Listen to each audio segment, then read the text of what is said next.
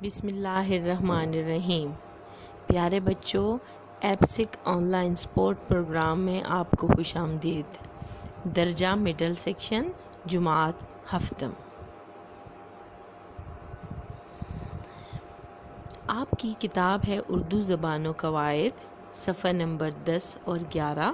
ہفتہ ہے آپ کا 9واں۔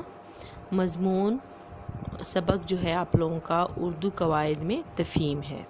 ہمارے پاس تدریسی ذرائع اردو کی کتاب، سمیع و بصری ذرائع اور معلمہ مشترین کوکب۔ اچھا، سب سے پہلے بچے تفہیم کے مقاصد تدریس ہمارے پاس ہیں کہ طلبہ تفہیم کے مفہوم سے آگاہ ہو سکیں گے۔ طلبہ عبارت کو پڑھ کر سمجھنے کے بعد انفرادی طور پر سوالات حل کر سکیں گے۔ ہمارا تیسرا مقصد یہ ہے، تدریسی مقصد، عبارت کا مرکزی خیال اخذ کر سکیں گے۔ اچھا بچے، تفہیم کے کیا معنی ہیں بچوں؟ تفہیم کے لغوی معنی ہے سمجھانا۔ تفہیم میں ہم دیے گئے پیراگراف کو غور سے پڑھتے ہیں، پھر اس سے متعلق دیے گئے سوالات کے جوابات دیتے ہیں۔ اچھا، سابقہ واقفیت کے لیے آپ سے سوال ہے، تفریح سے آپ کے ذہن میں کیا خیال آتا ہے؟ جی، تفریح سے سیر و سیاحت، کھیل کود، فلم، ٹیلی ویژن اور کمپیوٹر وغیرہ کا ہمارے ذہن میں خیال آتا ہے۔ اب ہم تفریح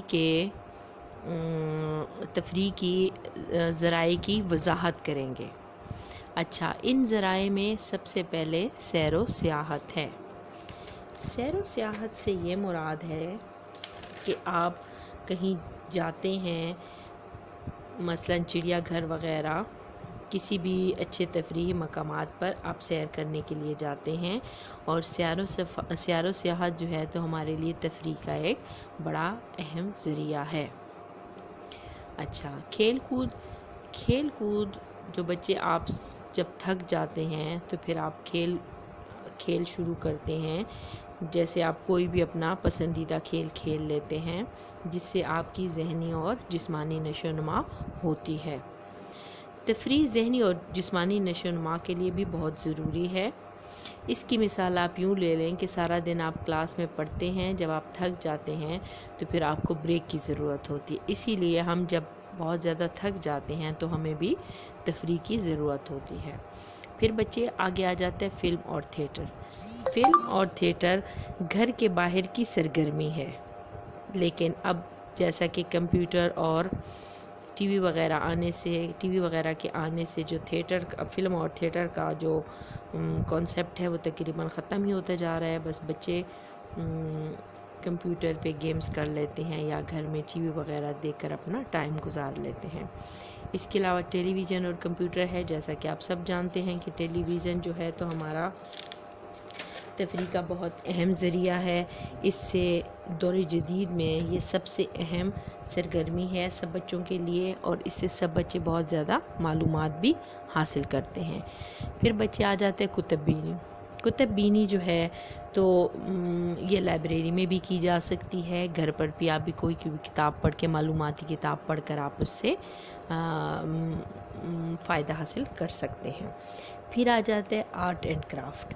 یہ بھی ایک اہم ذریعہ ہے، اس میں پینٹنگ وغیرہ آ جاتی ہے، چیزیں جو آپ بناتے ہو گھروں میں، جب بھی آپ فارغ ہوتے ہیں کوئی بھی کام آپ کر لیتے ہیں، آرٹ کا کوئی چیز بنا لیتے ہیں، کوئی اس طرح کا کام کر لیتے ہیں جو بھی آپ کے لیے تفریح کے ذرائع میں جو بھی آپ کے لیے اہم ہوتا ہے۔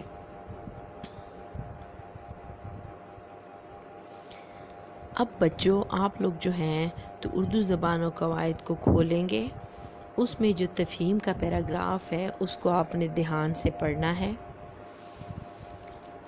دھیان سے پڑھنے کے بعد اس میں آپ کو سوالات دیے گئے ہیں، جس میں سب سے پہلا سوال ہے کہ گاؤں کے لوگوں کی تفریح کا ذریعہ کیا تھا؟ مطلب پرانے زمانے میں گاؤں کے لوگ کس طرح اپنی تفریح کرتے تھے، مطلب وہ فارغ ہوتے تھے تو اپنا وقت کیسے گزارتے تھے۔ پھر ہے کہ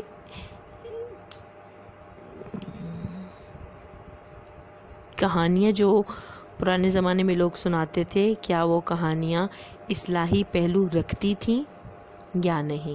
یہ بھی آپ پیراگراف میں سے ڈھونڈیں گے، آپ کو اس سوال کا جواب بھی مل جائے گا.